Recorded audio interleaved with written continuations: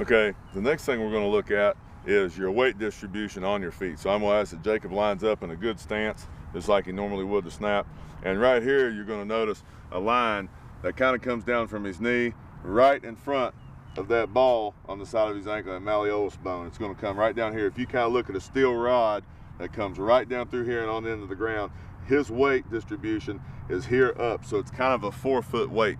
All right, I'm going to ask that Jacob kind of get on his toes and lean forward. You see a lot of guys do this, and your big clue is your heels come up off the ground. In this position, when you snap, you're going to fall forward or be a free release run down the field. All right, you can relax. A lot of guys do that because they don't have a blocking responsibility, but in college, when you have to get back, leaning forward is big trouble. All right, now line up one more time. And now you're not going to be able to see this so much, but I'm going to ask that Jacob put all his weight kind of back on his heels. And what I'm going to do is just give him a little nudge. He's got a lot of weight backwards. It's real easy for me, go ahead, to knock him off balance. I'm just going to give him a little nudge, okay? And he's going to stumble because he's got his weight too much on his heels. So Jacob, go ahead and line up in your solid base. I'm going to push on you here a little bit and just show that you've got good balance right here. I can't knock him around as easy. He's going to sway a little bit because I'm pushing him pretty good, but he's not going to fall forward or fall backward.